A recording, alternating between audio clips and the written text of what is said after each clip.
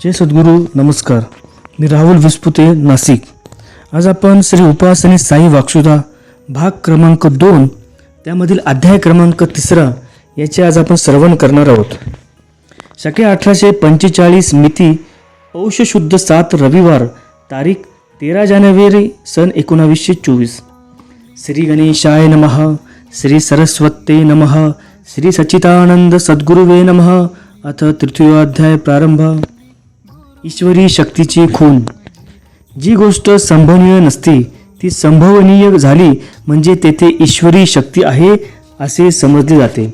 असंभवनीय ते संभवनीय होऊ लागले म्हणजे तरी ईश्वरी शक्तीची खूणच असते. परमेश्वर म्हणा किंवा त्याच्या आधारे माया म्हणा, ती अघटित घटना करते. वस्तुतः तेथे नसते व संभवही नसतो, परंतु अघटित घटना होत असते.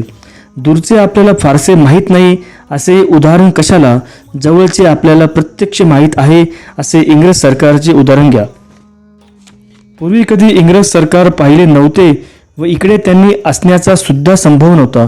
हजारो कोसांच्या समुद्राच्या पलीकडे त्या लोकांना हे आपले हिंदुस्थान ठाऊकही नव्हते व त्या लोकांनी इकडे येऊन राज्य करावे हेही अगदी असंभवनीय होते. शेकडो राजे पूर्वी होऊन गेले व सर्व इकडच्या इकडचेच होते. समुद्राच्या पलीकडून कोणी इकडे आलाही नाही व राज्य केलेले नाहीत. शिवाय ज्या गोष्टी राजांनी किंवा मनुष्यांनी इकडे कधी केल्या नाहीत अशा अघटित असंभवनीय यांत्रिक कलेच्या आधारे शेकडो गोष्टी इंग्रज सरकारच्या घडल्या व घडत आहेत. हे प्रत्यक्ष आपण पाहत आहोत, अनुभवही घेत आहोत. हे असंभवनीय ते संभवनीय झाले म्हणून इंग्रज सरकारच्या संबंधात प्रत्यक्ष ईश्वरी शक्तीची प्रकट असल्याची खूण आहे. इंग्रज सरकारला जोपर्यंत हा मोठा गुप्तपणे असलेला ईश्वरी शक्तीचा लोट हा त्याही पुढे निरंतर असावा असे जर वाटत असेल तर त्यांच्या ठिकाणी अधिकाधिक लोभ आणि अभिमान वाढला गेला न पाहिजे. कारण स्वलोभी मुलानी पापानी या सिद्धांताने अधिक लोभ म्हणजे पापांचे मूळच. त्या पापसंचयाने कोणीही राजे लोकांच्या ठिकाणी असलेली परमेश्वरी शक्ती नष्ट होऊन असंभवनीय ते संभवनीय असे जे सुख असते त्याचाही नाश होऊन राज्य सुखाला धक्का पोचण्याचा संभव असतो. काही वर्षापूर्वी आम्हाला समजत होते. अशा लहानपणाच्या वेळी गायकवाड सरकारच्या हद्दीत असलेल्या साल्हेर नावाच्या अगदी लहान खेड्यात गंगा निघाल्याचे शेकडो लोकांना समजल्यावरून शेकडो लोक त्या ठिकाणी स्नानास व दर्शनास गेले. आम्ही आमच्या वडील माणसांबरोबर गेलो होतो. त्यावेळी जसा देखावा पाहिला तसे आम्ही सांगतो. गंगा निघाली म्हणजे काय? गंगा यमुना या काशीच्या भागात आहेत, परंतु ज्या ठिकाणी कोणत्याही प्रकारे पाण्याचा प्रवाह निघण्याचा संभव नसून उलट गलिच्छ आणि ज्या ठिकाणी लोक अपवित्र स्थान मानतात आणि दगड वगैरेच्या जागा व त्या जागेच्या आसपास बऱ्याच कोसांच्या अंतरावर पाण्याचा संभव नसून अशा त्या निर्जन ओसाड जागेत मोठ्या प्रमाणात असलेल्या खेड्यात अकस्मात शुद्ध गंगेसारख्या शुद्ध पाण्याचा प्रवाह उत्पन्न झालेला होता. जवळच काही अंतरावर दुसऱ्या एका खेड्यात शुद्ध यमुनासारखा कृष्णवर्ण पाण्याचा प्रवाह निघून आणि तो खड्डा पूर्णपणे भरला जाऊन त्या यमुनेच्या शुद्ध स्वच्छ कृष्णवर्ण पाणी गंगा उत्पन्न होऊन अर्धवट भरलेल्या त्या गंगेच्या खड्ड्यामध्ये वाहत येत होते. असा तो संभवनीय स्थितीत असलेला गंगा यमुनेचा आश्चर्यचकित देखावा आसपासच्या शेकडो गावोगावच्या लोकांनी पाहून हजारो भाविक लोक त्या ठिकाणाबद्दल समजून लागले की इकडच्या गोरगरीब लोकांना काशीत जायचे. गंगा यमुनेचे स्नान दुर्लभ असल्यामुळे काशी विश्वेश्वराला आमची दया येऊन आम्ही पापी लोकांना पावन करण्याकरताच हा गंगा यमुनेचा प्रवाह प्रकट झाल्याबरोबर त्या ठिकाणचा गलिच्छपणा पार नाहीसा होऊन अत्यंत स्वच्छ निर्मळ असा तो भाग व ते पाणी दिसत होते. गंगेच्या खड्ड्यातील पाणी कृष्णवर्ण असून अतिस्वच्छ होते व तोच सर्व भाग अत्यंत रमणीय असा त्या वेळेस दिसत होता. त्या गंगा यमुनेच्या संगमाच्या भागात आम्ही स्नान करून जे पुण्यमार्गापैकी करावयाचे ते केले. असा तो गंगा यमुनेचा प्रभाव त्या खड्ड्यात नेहमी राहण्यास आलेला नव्हता, तर सुमारे 4-6 महिना राहून गुप्त झाला. अशा रीतीने हेही अघटित असंभवनीय ते संभवनीय झाले. ही एक ईश्वरी शक्ती प्रकट असल्याची खूणच आहे. असे असंभवनीय ते संभवनीय झाल्यावरून ईश्वरी शक्तीचे दाखले पुराणातही पुष्कळ आहेत. ज्या ठिकाणी काही संभव नसतो त्या ठिकाणी अघटित घटना होऊन जे न होणारे ते होते. हे सर्व एक तो परमात्मा मायेच्या आधारे अघटित घटना करतो व मायाच परमात्म्याच्या आधारे असंभवनीय ते संभवनीय करते. यावरून अघटित शक्ती जेथे उत्पन्न होते त्या ठिकाणी परमात्माचे वास्तव्य आहे असे समजावे. तो परमात्मा आपल्या शक्तीने तेथे आहे. परमेश्वरी जी शक्ती आहे तिचेच नाव माया. परमात्मा मायेच्या आधाराने किंवा माया परमात्माच्या आधाराने अघटित घटना करून वास्तव्य करीत आहेत. हे कशासाठी सांगितले तर येथे असा एवढा मोठा समाज जमण्यासाठी ही पूर्वीपासून जागा नाही व माझे स्वतःच्या ठिकाणी कोणत्याही प्रकारचे चमत्कार नाहीत व माझ्याकडून कोणाचेही बरे वाईट होत नाही. हे स्थानही काही मोठे रमणीय नाही, काही शहरही नाही, साधारण कुग्राम असून सर्व प्रकारे गलिच्छ गैरसोयीची अशी ही स्मशानभूमी आहे. अशा ठिकाणी सर्व प्रकारे सर्व गोष्टी असंभवनीय असून ज्यापैकी तुम्हा लोकांना मोठ्या अधिकारी व संभवनीय लोकांचा समज येथे गैरसोयी सोसून जमला आहे त्यापेक्षा असंभवनीय ते संभवनीय झाले व अघटित ते घडून राहिले व न होणारे ते होऊन गेले. यावरून साक्षात परमेश्वर आपल्या अघटित घटना करणाऱ्या शक्तीसह म्हणजे आदिमायेसह या ठिकाणी गुप्त रूपाने वास करीत असला पाहिजे. पण तोच गुप्त तुम्हा सर्वांच्या रूपाने उघडी आहे व तुमची मायाही माझ्या रूपाने उघड आहे. म्हणजे तुम्ही लोक ब्रह्म किंवा परमेश्वर व ती माया तुमची सर्वांची स्त्री आहे असे खरे आहे. पण तुम्ही लोक मला परब्रह्म परमेश्वर म्हणतात. याचे कारण आपण असे असावे ते आपल्यास दुसरे दिसते. तुमच्या मनुष्यपणाच्या अवस्थेत तुमच्या ठिकाणी असलेली परमेश्वरी अवस्था उदयात येत असेल त्या योगे मी परमेश्वर असून तुम्हास परमेश्वर भासतो. मी परमेश्वर नसून तुम्हास परमेश्वर भासतो. स्वतःच्या जाणीवेसाठी दुसऱ्याची गरज असते. तुम्हा स्वतःला आपण मनुष्य आहोत असा जो अनुभव येतो तो आपल्याहून इतर मनुष्य व पशु पक्षी वगैरे स्थिरचर निराळे समोर दिसतात म्हणून ते आपल्याहून दुसरे झाले. त्यांच्या आधारे आपल्या स्वतःला आम्ही अमुक मनुष्य आहोत अशी तुम्ही जाणीव करून घेता. परंतु समजा तुम्ही एकटेच आहात. तुमच्याहून इतर मनुष्य किंवा इतर काहीच नाही व तुम्ही तुमच्याहून इतर मनुष्य पशुपक्षी वगैरे स्थिरचर केव्हाही अनुभवलेले नाहीत. तुम्ही मात्र एकटे आहात. अशा स्थितीत तुम्ही स्वतः आपल्याला कसे काय ओळखले असते व तुम्ही आपल्या स्वतःचा कसा काय अनुभव घेतला असता. आपण मनुष्य किंवा कोण आहोत याची तुम्हाला काय कल्पना झाली असते. आकार जरी तुमचा त्यावेळेस माणसाच्या रीतीचा असला तरी माणसाचा किंवा कशाचा आकार आहे हे तरी तुम्हाला कसे समजले असते. तरी तेवढ्या आकाराचे तुम्ही कोण काय याची काही कल्पना झाली नसती. हाही पलीकडचा समजा. या मनुष्याचा आकारही त्यावेळेस जर तुम्हाला नसता तर तुमच्या स्वतःच्या असण्याची तरी तुम्हाला कशी जाणीव झाली असती. कारण आकारण नाही म्हणजे अनुभवालाच नाही, काही नाही.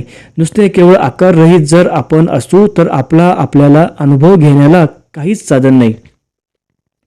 तुम्ही मात्र आहात पण काहीच आकार नसल्यामुळे आपण आहोत की नाही याची जाणीव होण्यास काहीच साधन नाही. मग अशा स्थितीत काहीच नाही तर मग आम्ही तरी कुठे असणार. आम्ही नाही काहीच नाही असे जर तुम्ही म्हणाल तर असे मात्र म्हणू नये. कारण काहीच जर नसेल तर तुम्हाला समजून घेण्याला हा आकार तरी कुठून आला असता आणि तुम्ही तरी कुठून आला असता.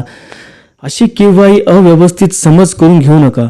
तुम्ही हे केव्हाही आहातच, तुम्ही केव्हाही नाही अशी तुम्ही केव्हाही समज करून घेऊ नका. तुमचा अधिकारच तुम्ही आहात असे नाही. तुमचा आकारच तुम्ही आहात असे नाही. तुम्ही आकाराहून भिन्न परंतु तुम्हाला स्वतःच्या जाणीवेसाठी आकार झालेला आहे. त्या आकाराच्या आधारे तुम्ही अमुक आहात असे समजू लागला तर ते तरी तुमच्याहून अनेक स्थिरचर व मनुष्य समोर येत आहेत. त्यावरून तुम्हीही मनुष्य आहात असे तुम्ही जाणून घेता. तुम्हाला मनुष्यपणाची जाणीव पुढे दुसरे मनुष्य आहेत त्यांच्या योगी होते व दुसऱ्या मनुष्याला तुम्ही समोर असता म्हणून त्यालाही तुमच्या योगे मनुष्यपणाची जाणीव होते. आपल्या ठिकाणी मनुष्यपणाचा आरोप होऊ लागल्यामुळे आपण आपल्यासारखे आपल्या सजातीयांना परस्पर मनुष्य समजू लागलो तर प्राणीही आपल्याला सजातीयांना आपल्यासारखेच पाहू लागले. यावरून काय झाले की आपण जसे असू तसेच दुसरे दिसतात. स्वभावाने सुद्धा असेच आहे. एखाद्याचा स्वभाव सात्विक शांत असला तर दुसरे कसे असले तरी तो आपल्या स्वभावाप्रमाणेच त्यांना पाहतो. एखादा दुसरा दुष्ट स्वभावाचा किंवा मूर्ख तमोगुणी असला तर इतर कितीही चांगले असले तरी त्याच्या स्वभावाप्रमाणे त्याला मूर्खच दिसतात. याला उदाहरण तुम्हा लोकांच्या कानावरून गेले असेल. कौरव पांडवांची सभा भरली असता श्रीकृष्ण भगवंतांनी धर्मराजाला जवळ बोलावून विचारले की ह्या मोठ्या समाजाच्या सभेत चांगला आणि वाईट निवडून काढ.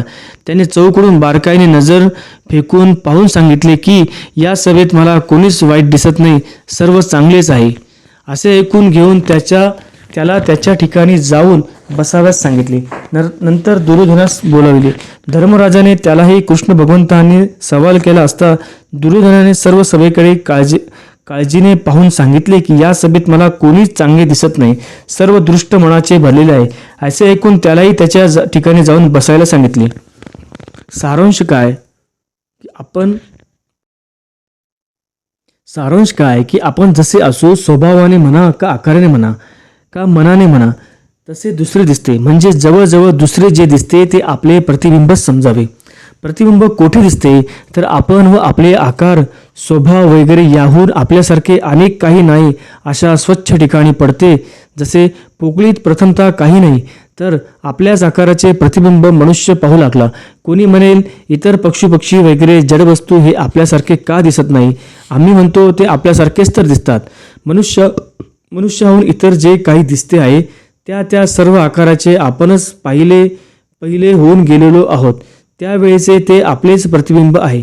म्हणून सर्व जगातील जितक्या काही स्थिरचर वस्तू आहेत त्या सर्व आपलेच प्रतिबिंब आहे. शेवटचे प्रतिबिंब मनुष्य आकाराचे आहे.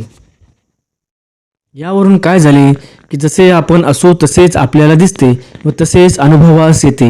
हे सर्व जगापैकी मनुष्यपणाच्या अवस्थे संबंधांचे आहे. आपल्या खऱ्या ओळखीकरता खरा आरसा या मनुष्य प्राण्याप्रमाणे सर्व प्राणीमात्रांच्या ठिकाणी व इतर सर्वत्र ठिकाणी मूळ स्वभावताच ईश्वरी अवस्था, परब्रह्म अवस्था ही असतेच. परंतु मनुष्याच्या ठिकाणी ती ईश्वरी अवस्था म्हणजे परब्रह्म अवस्था त्याच्या सत्कर्णीच्या योगी हळूहळू आतल्या आत उदयास येऊ लागते व त्याचे प्रतिबिंब शुद्ध स्वच्छ असलेल्या सत्पुरुषाच्या अंतःकरणात पडते. जसे आरशात काही नसते तर काही नसते हे त्या आरशात असते व तुमच्याजवळ आकार वगैरे असतो म्हणून तुमच्याजवळ असते ते त्या आरशात दिसते व तुमचे जे तुम्हास अनुभवास येते. वरच्या आकाराचा अनुभव आरशाने येतो, परंतु तुम्ही खास कोण आहात, साक्षात परब्रह्म आहात याचा अनुभव घेण्यासाठी तो आरसा उपयोगी नाही. म्हणून सत्पुरुषाकडे जावयाचे. सत्पुरुष स्वच्छ आरशाप्रमाणे काही नसते या अवस्थेत असतात. अशाच रीतीने माझ्याजवळ आरशासारखे काहीच नसणे हेच असते. तुमच्याजवळ परब्रह्म परमेश्वर आहे म्हणून तेच प्रतिबिंब माझ्यात पडून मला परमेश्वर म्हणण्याऐवजी तुमची परब्रह्म परमेश्वर आहात असे तुमचे तुम्हीच जाणून घ्या. आरशात ज्याचे प्रतिबिंब पडते त्या प्रतिबिंबाप्रमाणे काय त्या आरशाला आपण नाव देतो. आंबा आरशापुढे नेला तर आंब्याचे प्रतिबिंब त्या आरशात पडेल म्हणून काय आरशालाच आंबा असे म्हणावे. मला परब्रह्म सत्पुरुष म्हणणे म्हणजेच आरशाला आंबा म्हणण्यासारखे आहे. किंवा एखादा चांगला शहाणा मुलगा किंवा मूर्ख मुलगा आरशात पाहत असता शहाणा मुलगा किंवा मूर्ख मुलगा असा आरोप काय आपण त्या आरशावर होऊ शकतो. तसेच तुम्ही कसे आहात, तुमचा आकार कसा आहे हे समजून घेण्यात जसे तुम्हाला आरसा हे साधन म्हणजे मीडियम होते, तसेच आतमध्ये तुम्ही तुमचे मन, बुद्धी, स्वभाव मुळातले कसे आहात हे समजून घेण्यास मी आरशासारखा साधनीभूत मीडियमसारखा आहे. तुम्हास माझ्या ठिकाणी परमेश्वर, परब्रह्म व सत्पुरुष या अवस्था जर भासत असतील तर ते माझ्या ठिकाणचे नसून तुमच्याच आतील स्वभाव, मन व बुद्धीप्रमाणे तुमचेच प्रतिबिंब तुम्ही माझ्यात पडलेले पाहतात. ज्याचे मन व बुद्धी दूषित घाणेरड्या विचारांची असते त्यायोगे त्यांचा आत्मा जीव त्याच योग्यतेचा असल्यामुळे त्यांचे तसेच प्रतिबिंब माझ्यात पडून त्या प्रतिबिंबाप्रमाणे मला महामूर्ख असा समजेल. म्हणजे माझ्या ठिकाणी परमेश्वरपणी नाही व मूर्खपणाही नाही, हे माझ्याकडे पाहणाऱ्यांचेच ते प्रतिबिंब आहे. म्हणून माझ्याकडे पाहून ज्याला जसे अनुभवास दिसत असेल तो अनुभव ज्याचे त्यांनी आपल्या जवळचाच आहे असे समजावे. माझ्याकडे पाहून परमेश्वरासारखा मी ज्याला बसेल ते परमेश्वर पण माझ्या ठिकाणीच न समजता ते परमेश्वर पण त्यांनी आपल्याच ठिकाणी समजावे. आणि माझ्याकडे पाहून ज्याला मी महामूर्ख आहे असे भासत असेल ते माझ्या ठिकाणी न समजता त्याचे त्यांना समजून घ्यावे की मीच महामूर्ख असलो पाहिजे. आरसा तो स्वच्छ आहे, ज्याचे तोंड जसे जसे असेल तसे दिसते. स्वच्छ असेल तर जसा आकार असेल तसे दिसते. आपल्या तोंडाला जर लागलेले असेल तसे दिसेल. तसेच ज्याचा जसा स्वभाव, बुद्धी, मन असेल त्याच रीतीने त्याचे स्वतःचे प्रतिबिंब सत्पुरुषाच्या ठिकाणी पडून त्या आपल्याला प्रतिबिंबाला अनुसरूनच बरे वाईट आरोप त्या सत्पुरुषावरच करीत असतो. परंतु जो आपण सत्पुरुषावर आरोप करू त्या आरोपाप्रमाणे आपणच तसे आहोत असे ज्याचे त्याचे समजून घ्यावे. अखेर आपण खरे कोण आहोत हे ओळखण्याकरता सत्पुरुष हे आरशासारखे आहेत. यावरून काय झाले की आपल्याला ओळख करून घेण्याला आपल्या जातीचे दुसरे लागते. म्हणजे तुम्हाला परमेश्वरी अवस्था समजून घ्यायला किंवा परमेश्वरी अवस्था पूर्णपणे आणून घ्यायला मी एक साधन आहे. जसे पूर्वी सांगितले आहे की मनुष्यपणाची ओळख दुसऱ्या मनुष्याच्या योग्य झालेली आहे, तेच तुमच्या ठिकाणी असलेली परमेश्वरी अवस्था माझ्यासारख्या किंवा कोणत्याही परमेश्वराच्या साधनांनी ओळखून घ्या किंवा पूर्णपणे परमेश्वरी अवस्था आणून घ्या. सत्पुरुषाचे शरीर मायारूप. सत्पुरुष असेही नसतात व तसेही नसतात, जसे असेल तसे असतात. म्हणून ते जगाच्या कल्याणासाठी माया अवस्थेत असतात. मा म्हणजे नाही आणि या म्हणजे जी काहीच नाही किंवा जी काहीच नसते या अवस्थेत असते ती माया. व ती मायाचा ही मायाच आपली ओळख करून घेण्यास मिडियम होते. म्हणून त्या योगेस पूर्ण माहिती करून घेण्यासाठी माया अवस्थेत असलेल्या सत्पुरुषाचाच सहवास करावा लागतो. जशी नुसती पोकळी त्या ठिकाणी आपण काही नाही असे ठरवल्यामुळे व असाच अनुभव येत असल्यामुळे त्या पोकळीच्या ठिकाणी काही नाही असा जो अनुभव येतो तो तरी त्या पोकळीच्या ठिकाणी काही नाही अशा रीतीचा आरोप दिल्यामुळेच आहे.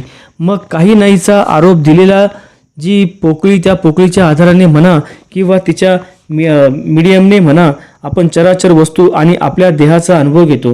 हे जसे तसे सत्पुरुषाच्या शरीराधिक आकार त्या आरशाच्या काचाप्रमाणे व प्रेमीप्रमाणे किंवा आकाशाला पोकळीचा आरोप देण्याचा प्रघात आहे अशा प्रमाणे समजा. अशा रीतीने जे सत्पुरुषाचे शरीर आरशाच्या काही नाही असा आरोप दिलेल्या काचेप्रमाणे समजून घ्यावे. सत्पुरुष साधन मीडियम करण्याचे कारण तरी हेच की सत्पुरुषांनी ते आपले स्वतःचे शरीर, जीव, मनाला पूर्ण नाहीपणाचा आरोप देण्याचा प्रयत्न करून किंवा दुसऱ्या करवी म्हणजे गुरुच्या द्वारे आपल्या शरीरात जीव, मनाच्या नाहीपणाचा आरोप पूर्णपणे सिद्ध करून घेऊन आणि त्या नाहीपणाच्या शरीराधिकांच्या मीडियमने ते स्वतः आत्मस्वरूपाचा म्हणजे शुद्ध सच्चिदानंद अवस्थेचा अनुभव घेतात. म्हणून नाहीपणाच्या अवस्थेचे आणि शुद्ध सत्पानाच्या अवस्थेचे पूर्णपणे दर्शन अशी सत्पुरुषाची स्थिती झालेली असते. म्हणून अशा सत्पुरुषांनाच आपल्या स्वतःच्या कल्याणासाठी आरशासारखे साधनीभूत करण्याची गरज आहे. म्हणून त्यांच्या नाहीपणाचा आरोप दिलेल्या शरीर, जीव, मनाच्या आधाराने तुम्ही सर्व लोक आत्मस्वरूपाचा अनुभव घेता. या सर्वांनी घेतला आहे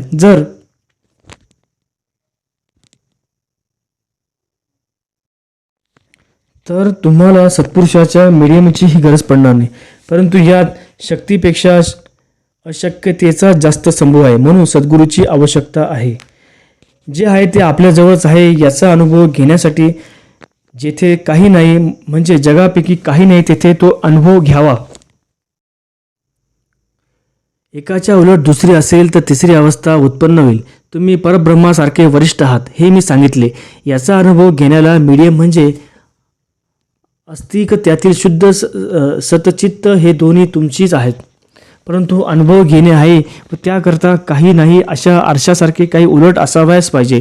तरी ती काही नाही अशी जी उलट अवस्था ती येथे आहे. काही नाही ही मीडियमची साधन आपणास पाहिजे. सत्पुरुष काही नाही या अवस्थेत असतात त्याला माया म्हणतात.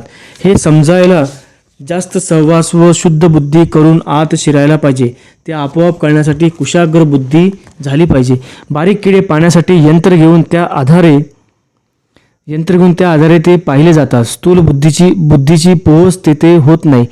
पोहोच येईल पण केव्हा?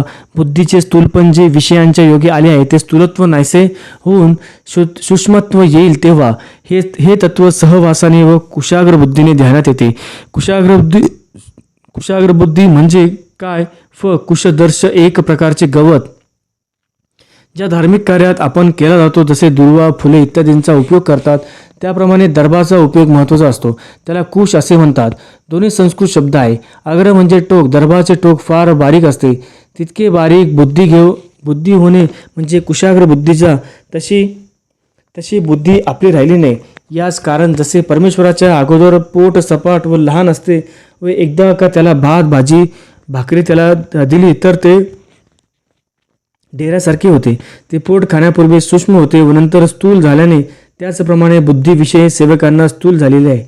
इतक्यात बाया मंडळींनी भोगी सणानिमित्त बाबांची पूजा करून सौभाग्य द्रव्य अर्पण केले. तेव्हा बाबा म्हणाले, मी माया किंवा तुम्हा सर्वांची स्त्री. पहा, बायकांनी मला चोळ्या सण लुगडी मंगळसूत्री इत्यादी वाहिली. यावरून पहा की मी बायकोन म्हणालो याची प्रचिती आली की नाही. पुष्कळ वेळा मला लोक लुगडे नेसवून पाया पडतात. सत्पुरुषास चोळ्या बांगड्या का द्याव्यात याचे कारण तो माया ठरला.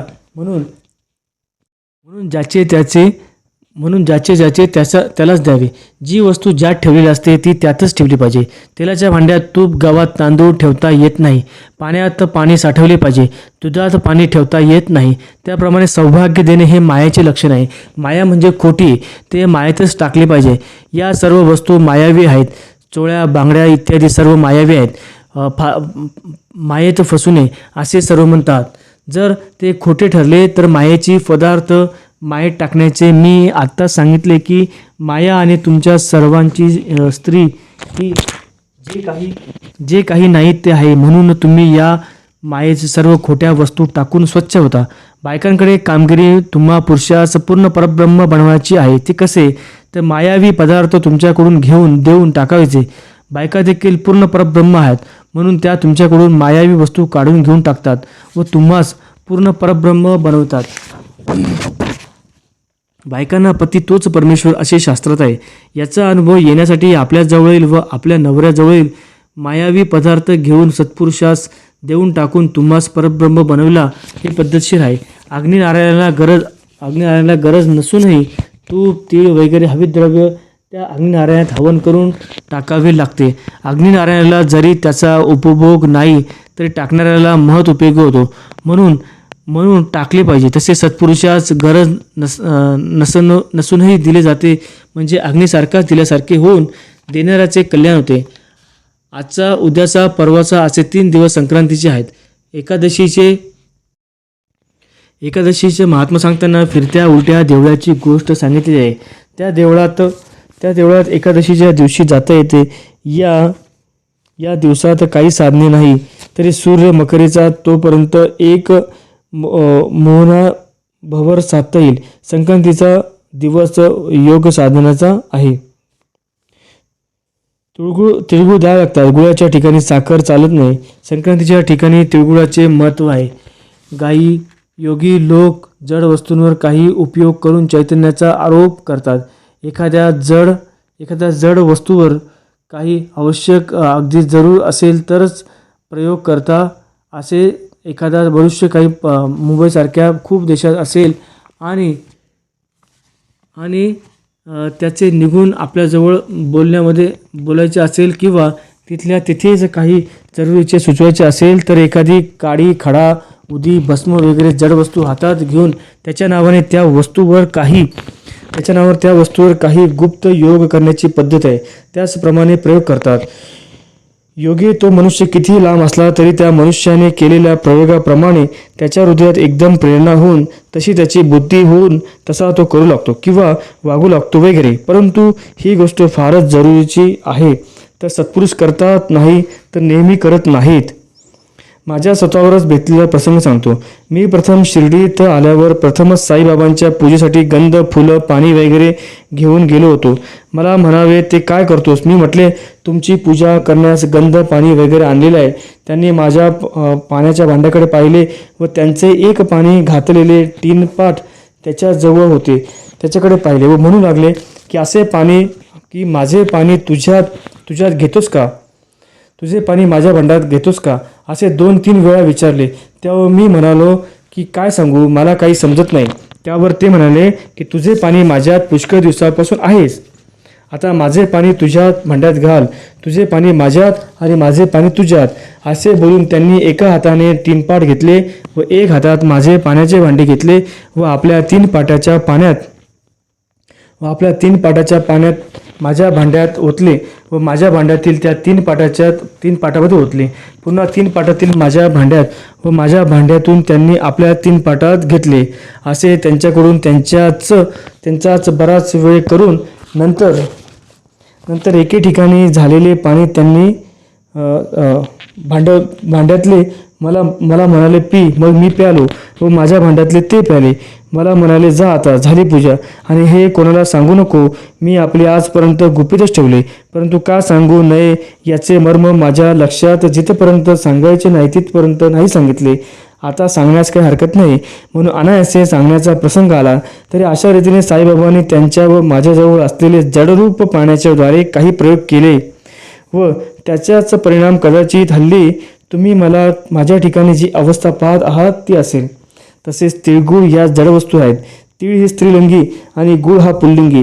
या 2 जडवस्तूंवर संक्रांतीच्या पर्व काळात सत्पुरुषाकडून जी स्वतःहून प्रयोग केला जात नाही, तरी त्या पर्व काळात अशी एक स्वभावतः ईश्वराने घटना ठेवलेली आहे की सत्पुरुष परमेश्वर यांच्या सानिध्यात किंवा कोणतेही एखादी पुण्यक्षेत्र, देवालय, तीर्थ वगैरे पुण्यस्थानी तिळगुळाची देवघेव केल्याने स्वाभाविक रीतीने आपल्याला होणारा जो सत्पुरुषाच्या द्वारे तिळगुळाचा परिणाम तो त्या स्त्री पुरुषांवरती होऊन त्यांचा संबंध थेट परमेश्वरापर्यंत जोडला जातो आणि आपली दुःख परिस्थिती जाऊन सुख परिस्थिती येण्यासाठी अदलाबदल होते. म्हणून या मकर संक्रांतीचा महिमा आणि तिळगुळाचा महिमा विशेष पूर्वीपासून वर्णन केला आहे.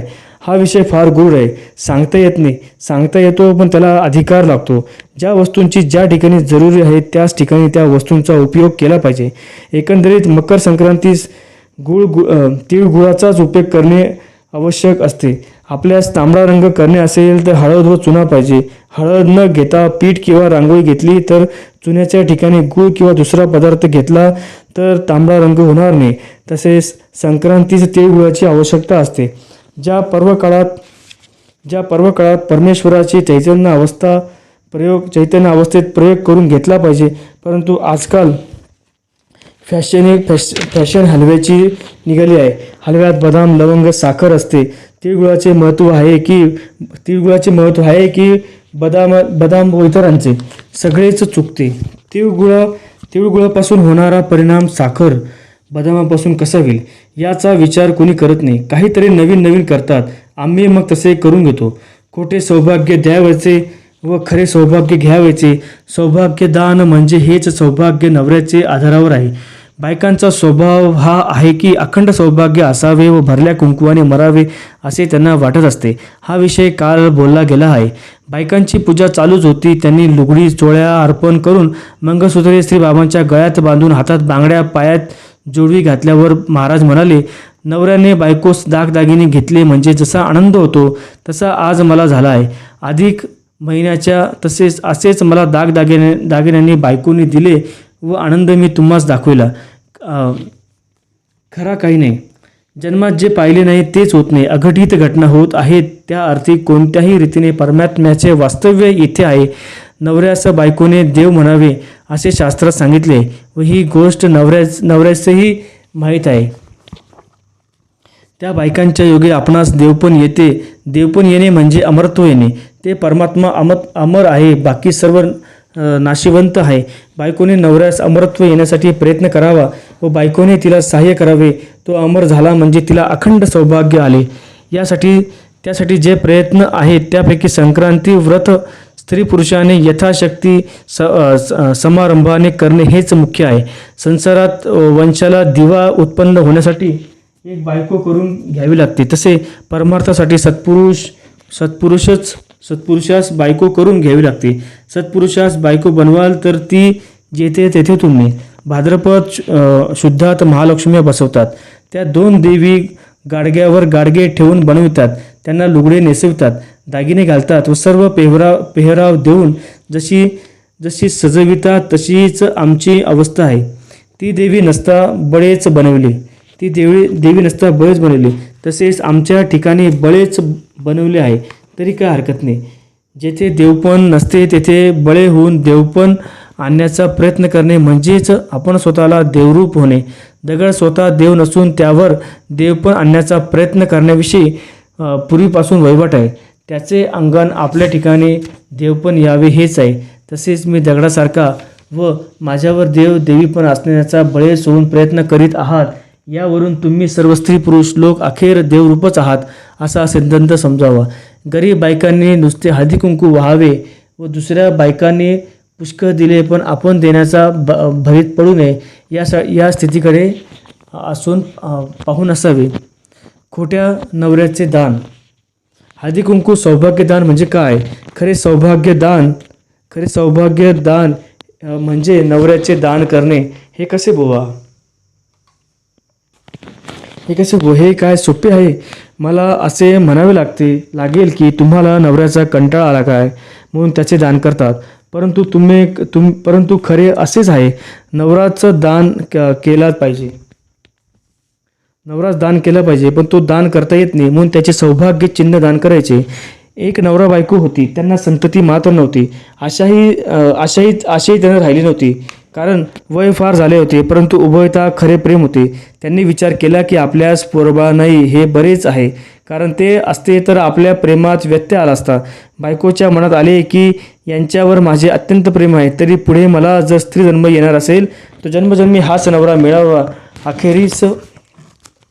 अखेरीस तिला एक विचार सुचला व तिने कुलगुरूस जो फॅमिली डॉक्टरप्रमाणे काम पाहावयाचे असते त्याला कुल उपाध्ये कुलगुरू म्हणण्याची वहिवाट आहे. तो विद्वान अनुभविक होता. त्यास ती विचारू लागली. म्हटले, पुष्कळ दिवसापासून विचारायचे वाटते, तो आता विचारते. त्याचा राग मानू नका. दुसरे काही नाही. आम्हाला त्या संततीची इच्छाही नाही व त्यासाठी काही उपाय विचारायचे नाही. त्याचे प्रेम माझ्यावर आहे व माझे त्याच्यावर आहे, तर दोघांना वैकुंठ प्राप्ती व्हावी किंवा जन्मजन्मी हाच सहवास घडावा याकरता काही उपाय सांगा. हे ऐकून गुरूंना आनंद झाला व त्यांनी खालील कथा सांगितली. एकदा सत्यभामेने नारदास हाच प्रश्न केला की नारद ऋषी म्हणाले की हाच नवरा तुला पाहिजे असेल तर नवऱ्याचे दान कर. त्याप्रमाणे सत्यभामा म्हणाली, नवरा कुठे दान करीत असतात काय? नारद म्हणाले, तर मग त्याच्या भारेवर सोने दे. सत्यभामेने तसे करण्याचे ठरवले. परंतु तो परमात्मा काय सोन्याचे तळीने जातो. पुढे मग रुक्मिणीने एका तुलसी दलाने त्या कृष्णास तुळिले. तुलसी दलाचा महिमा फार मोठा आहे, तरी ते सांगत बसून विषयांतर करणे नाही. ही कथा सांगून ते कुलगुरू म्हणाले की तुला वैकुंठात जाणे असेल तर किंवा हाच नवरा पाहिजे असेल तर नवऱ्याचे दान कर. नारदांनी सांगितल्याप्रमाणे तुझ्या योग्यतेनुसार तुला सांगतो. वरदान केल्याने पुण्य तुला पाहिजे असेल तर सौभाग्य चिन्ह नवऱ्याकरता तू धारण केली आहे ती एका पटीने घालून ठेव. सौभाग्य म्हणजे नवरा. तो नसेल तर सौभाग्य चिन्ह नाही. नवरा नसताना स्त्रिया आणि मंगळसूत्र, चुडा, बांगड्या व हौसेने सोन्या मोत्याचे दागदागिने, अलंकार वगैरे घालीत असतात. ते सर्व तुझ्या शक्तिरूप एका पेटीत घालून कुलूप लाव. हे सर्व सामान मावेल इतकी मोठी पेटी घे व मी विधी सांगतो त्याप्रमाणे एका सत्पात्र ब्राह्मणाचे दान करून त्यास ईश्वर समजून देऊन टाक. जो ब्राह्मरूप तोच ब्राह्मण, जो सद्रूप असेल अशास दे. ती बाई म्हणाली, तुम्ही सत्पात्र आहात, तुमच्याशिवाय कोणाच पाहू. तो म्हणाला, लोक मला नावे ठेवतील की त्या बाईस बिंदूने सर्व सुख घातले. याकरता एखादा गरीबासारखा तिने आला विचार आपल्या नवऱ्यास सांगितला. दोघांचा एक विचार होताच त्यांनी काही आडकाठी न घेता परवानगी दिली. एक दिवसातच ठरविला व एक गरीब सत्पात्र ब्राह्मण बोलावून ती पेटी त्यास अर्पण केली. वस्तू पूजा विधी करून अर्पण केल्यावर तीवर ठेवता कामा नये. ती बाई म्हणाली, त्या पेटीत माझी किल्ली आहे, ती काढून घेऊन द्या. गुरुजी म्हणाले, पेटीत दिली, आता त्याच विचार करू नको. एकंदरीत अशा रीतीने तिने सौभाग्य दान केले. प्रयाग क्षेत्रात किंवा त्रिपती क्षेत्रात विणीदान करण्याची एवढ्यासाठी योजना आहे. त्या क्षेत्रात प्रतिपादन केल्याचा विधी करावा लागतो. त्या स्त्रियांचे सर्व सौभाग्य अलंकार गंगा यमुना संगमी परमेश्वरास अर्पण करावे लागते. सौभाग्य अलंकार हे पतिचिन्ह खरे, परंतु ते स्वाभाविक पतिचिन्ह नसून कृत्रिम पतिचिन्ह आहे. मग स्त्रियांचा केशकलाप हा मात्र स्वभावतःच पतीचे दर्शन सौभाग्य चिन्ह आहे. परंतु ते स्वाभाविक पतिचिन्ह नसून कृत्रिम पतिचिन्ह आहेत. पण स्त्रियांचा केशकलाप हा मात्र स्वभावतःच पतीचे दर्शन सौभाग्य आहे. म्हणून स्त्रियांचा कलाप म्हणजे वेणीचं दान करावे लागते. म्हणून कोणी स्त्रिया पतीच्या सानिध्यात सर्व केस काढून मुंडन करतात व कोणी एक केसाची लटच काढून टाकतात. नवरा दान करणे म्हणजे वैकुंठादी पतीशी नवऱ्याचे ऐक्यत्व करणे. खऱ्या नवऱ्यास परमेश्वर रूप बनविण्याचा वेणीदानाच्या रूपाने एक उपाय आहे. सौभाग्य देणे म्हणजे खोट्या नवऱ्याचे देणे आहे. तो खोटा कशावरून? तर लग्नामध्ये आरंभी कन्या देतात.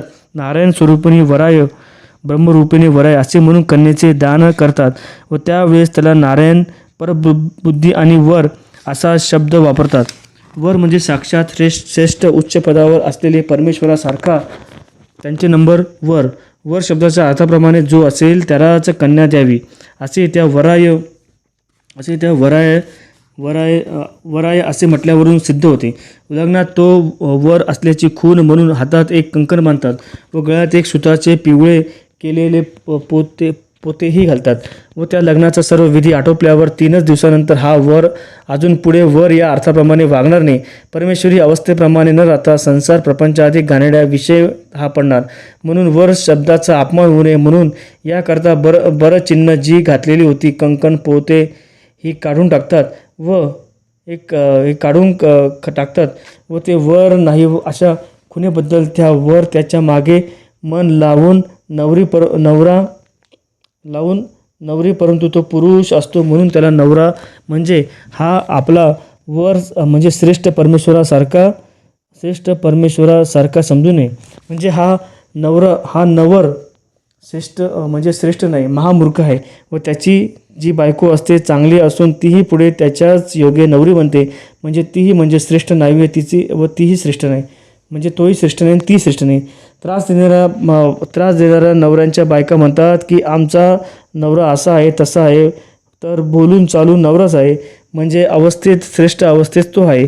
तो नवर अवस्थेत आहे. ते वाटेल तसे वागणारच, बोलून चालून तो नवरच म्हणजे तो तसाच असणार. सारांश काय की नवरा ही अवस्था खोटी आहे. म्हणून खोटे नवरे पण घालवून खरे शुद्ध परमेश्वर पण त्याच्या ठिकाणी आणण्याची बायकांना जरूर आहे. अन्नापासून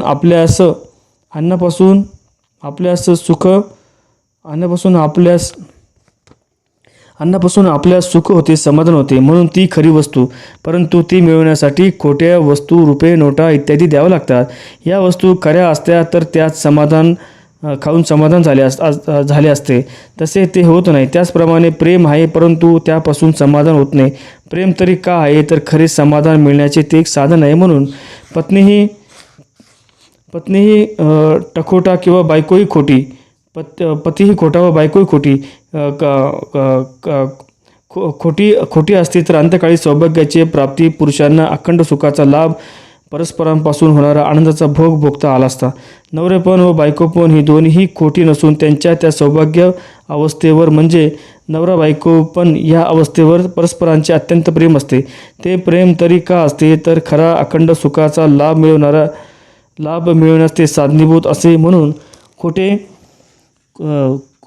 खोटे रुपये, नोटा देऊन खरे समाधानाचे धान्य वगैरे ते जसे मिळवले जाते तसेच खोटे नवरेपणाचे चिन्ह जे सौभाग्य चिन्ह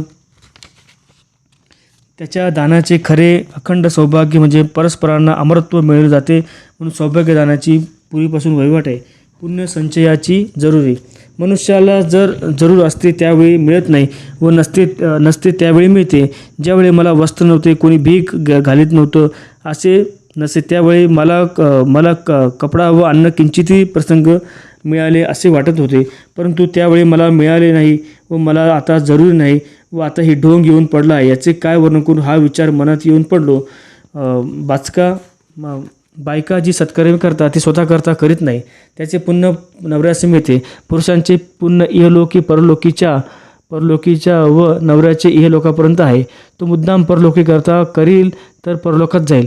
इहलोकीच्या पुण्य म्हणजे धन मिळणे, पुत्र होणे इत्यादी. आपल्या शरीर रक्षणाची खटपट करायची असेल तर श्री सहस्त्र वर्तमान पुण्यकर्मे करावी.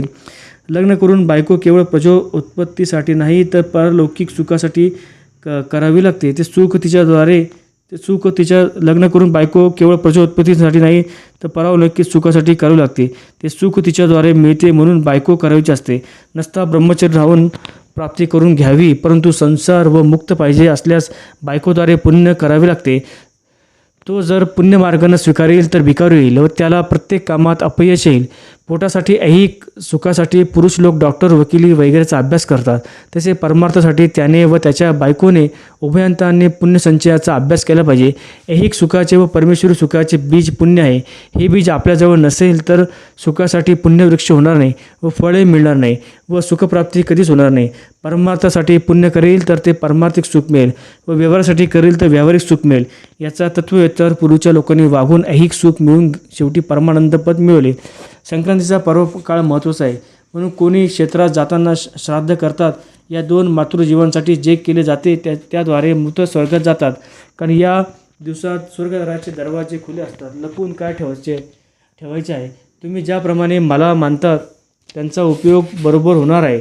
काही दिवसात वस्तू खरेदी करून ठेवण्याचा हंगाम आहे. त्याचप्रमाणे पुण्य संपादन करण्यासाठी काही हंगामाचे दिवस आहे.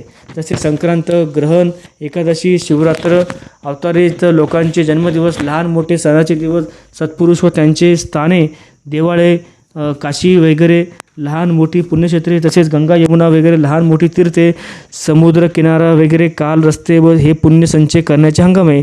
अशा वेळी अशा ठिकाणी ज्यांची जशी ऐपत असेल त्याप्रमाणे हंगामात त्या दिवसात त्या स्थळी पुण्याचा साठा करून ठेवा, म्हणजे पुढे त्याचा अत्यंत उपयोग होईल. दुष्काळात संकटात त्या पुण्याचा उपयोग होणार नाही. दुःखाचा अनुभव येत नाही. मनुष्यावर संकटे झाली की तो पुण्य करू लागतो व संकटे आली तरी देखील बहुतेकांचे डोळे उघडत नाही. एखादा आजारी आला असता तर डॉक्टरांस बोलावे किंवा अंगारे दुपारी करावे. त्यांनी काही उपयोग झाला तर मग देवापाशी किंवा सत्पुरुषाजवळ न्यावे. अशी जगाची रीत होऊन बसली. त्यावेळी मग मी म्हणतो तुझ्यापेक्षा मी दुःखी आहे. आपल्याजवळ खरपड पडले म्हणून दारिद्र्यासारखे गेलो तर काय मिळणार. तुझ्याजवळ पुण्य करता आहे माझ्याजवळ पुण्य असेल तर मी दरिद्री का झालो असतो. अशा ऐनवेळी मुख्य पुण्य केल्याने काही मिळत नसते. यासाठी हंगामावर आपल्या परीने पुण्यसंचयाची करण्याची काळजी घ्यावी. कॅमेरा वगैरे आणून महाराजांना विचारले की बाबा मी अशा स्थितीत फोटो काढून घेतो. त्यावेळी महाराजांनी बाबांना लुगडे नेसवून, यावेळी स्त्रियांनी बाबांना लुगडे नेसवून कुंकू लावून मंगळसूत्र, बांगड्या इत्यादी सौभाग्य चिन्हाची मंडित केली होती व बाबा पिंजऱ्यात भक्त मंडळींना अर्पण केलेल्या वस्तू, नारळ, फळावळ, कपडा लत्ता इतरांचा ढीग पडला होता. त्याकडे पोट करून बाबा म्हणाले की या अशा गुखाडीसह फोटोग्राफर म्हणतो हो हेच खरे दिसते. बाबा म्हणाले कोल्हापुरात एका ठिकाणी उत्तम सिनॅरिटी करून फोटो काढण्याचा प्रयत्न केला. मला ते आवडले नाही. मी तेथून चालला गेलो. परंतु लोकांचा फार आग्रह पडला तेव्हा मी कोणा एकाच्या पायखान्याच्या भंगी जाण्याच्या द्वाराजवळ, म्हणजे सफाई कर्मचारी जातात त्यांच्या द्वाराजवळ मोठ्या सार्वजनिक गटारापाशी बसलो व त्या आराशीपेक्षा ही आरास बरी आहे, येथील फोटो घ्या असे म्हणालो. शेवटी त्यासच राजी झाली व त्या अवस्थेत फोटो काढला गेला. त्या ठिकाणी जवळ गोवऱ्या लावल्या होत्या. बायका त्या काढू लागल्या. मी तसे करू दिले नाही व त्या गोवऱ्या घेऊन जवळ ठेवल्या. त्यासह निघालेला फोटो तेथून लोक आपले जवळ बाळगतात व अद्याप त्याची पूजा करतात. वेडावाकडा देव एक असतो व चांगला देव एक असतो. घरदार खटलेवाल्यांच्या घरात सगळ्या वस्तू लागतात. चिंध्या चांद्या असलीच तरी त्याची वेळेवर खटलेवाल्यांच्या घरात उपयोग होतो. मूल हागले तर चांगल्या लुगड्याचा उपयोग करता येत नाही. चिंध्या चांद्यांचाच उपयोग होतो. वेडे वाकडे काढण्यासाठी वेड्या वाकड्या वस्तूंचाच उपयोग होतो. आपले पाप जाण्याला वेडा वाकडा देव पाहिजे. सफाईवाल्याचे काम रावसाहेबांकडून घेता येत नाही. भांड्याची घाण काढायला दूध, तूप, साखर आणून उपयोग होत नाही. दुसरी घाण शेण, राख, माती इत्यादी घ्यावी लागते. तसे आपली घाण जन्मजन्मेचे पाप काढण्यासाठी परमात्मा या वेड्यावाकड्या वेशाने बसला आहे. तोच असला पाहिजे. याकरता मी वेडावाकडा कसा जरी असलो तरी वेळ प्रसंगावर असाच उपयोगी पडेल. आपली घाण निघून जाऊन स्वच्छ व्हावी हा प्रयत्न सर्वांनीच करावा. कोणत्याही विषयात लुप्त होऊ नये. तुमचा लिप्ताळा काढून टाकण्यासाठी मला काही वेळ लिप्ताळ होण्याची पाळी येते, परंतु तो फार वेळ टिकत नाही. जसे नदीवर जाऊन मळ धुवून काढता तरी तो मळ नदीत राहत नाही, तसे तुमचा मळ कितीही आला थोडा वेळ जे तुमच्याकडे लिप्ताळ होण्याची पाळी येते. तुम्ही माझे उष्टे काढण्याची वेळ आणली आहे. मी हरतालिकेच्या दिवशी सर्व पुरुषास स्त्रिया बनवले व सर्व पुरुषांनी लुगडे नेसून बायका बांगड्या घातल्या व हरतालिकेची पूजा केली. कशा करता तर तुम्हाला साक्षात शिवशंकर अवस्था येऊन तुमच्या बायकांना पार्वती अवस्थेत अखंड सौभाग्य मिळण्यासाठी त्यांचे उष्टे आम्हाला स्त्रीवेश देऊन तुम्ही काढीत आहात. अहो फोटोग्राफर, लोकांना उपयोग येईल असा फोटो काढा. अशा स्त्रीवेशाचा पद्धतशीर तरी काढा. सर्व सामान पडले आहे, मी त्यात झाकून गेलो आहे. स्त्री जातीप्रमाणे माझ्या पायात जोडवी ही बायांनी घातली आहे. ती फोटो कशी येतील? तुमची इच्छाच आहे तर घ्या काढून या अखंड सौभाग्यवतीचा फोटो. आता चांगली अंबाबाई शोभते. भक्त म्हणतात, महाराज सर्व भक्तांची इच्छा आहे तर काढू. बाबा म्हणतात, बरे काढा. यानंतर महाराजांचा फोटो काढला. संक्रांत पुरुषाकृती. यशवंतराव पहा, मला सर्वांनी संक्रांत बनवली. आता माझे संक्रमण होणार. येथे जे बसले आहेत ते माझ्या संगत येणार. आमचे देखावे 17-15 असतात. हा देखावा पाहण्यात तुम्ही आला. खुर्शदबाई, तुम्ही माझ्या तरा पाहण्याकरता आला आहात. या सर्व दर्शन घ्या. दर्शन म्हणजे पाहणे. एक स्थितीतून दुसऱ्या स्थितीत जाण्याचा हा देखावा आहे. सोनाबाई नाही आली काय? खुर्शदबाई, तू वेळेवर येऊन पोचलीस. इतक्यात सोनाबाई येते. ती खुर्शदबाई हार घालतात व बरे म्हणतात. बरे झाले. माझ्या जीवात सर्व दिसते. माझ्या गळ्यात लोंगडे घातलेस. तुम्हाला काय वाटत असेल ते वाटो. मला तर नरकाच्या टोपल्या घेतल्या असे वाटते. तसेच तुमचे जीव कंटाळले आहेत. तो खोटा संसार इत्यादी परमेश्वरास अर्पण करून खरा संसार घेण्यासाठी तुमचा कनवाळू जो परमेश्वर आहे त्याचे हा खोटा संसार माझ्या पाठीमागे लागला आहे. परंतु हा खोटा संसार व माझेपाशी राहो व तुमचेपाशी राहो, नका तुमचेपाशी राहो. या अध्यायाचे शुद्ध भावभक्तीने जे स्त्री पुरुष नित्य पठण श्रवण करतील त्यांचा अधिकार काय सांगावा. त्यानंतर थोड्या काळात आत्मज्ञानाची प्राप्ती होईल. सत्पुरुष आपोआप तुमच्यावर कृपा करतील. जगाचे कल्याण करण्याचे व त्यांच्यात सामर्थ्य आहे. ऐहिक सुखाचा लाभ होईल व परमेश्वर सुखाचा लाभ होईल. स्त्रियांचे सौभाग्य वाढेल, पुरुषांचे आयुष्य वाढेल. अदृष्ट गोष्ट कळू लागतील. ओम तत्सत इति श्री सच्चिदानंद सद्गुरु उपासने प्रणिताय वाक्सुदाय इत्यादी अष्टविषय विवरणाम तृतीय अध्याय समाप्त. ओम तत्सत. ब्रह्मार्पणमस्तु. शुभम भवतु. जय सद्गुरु.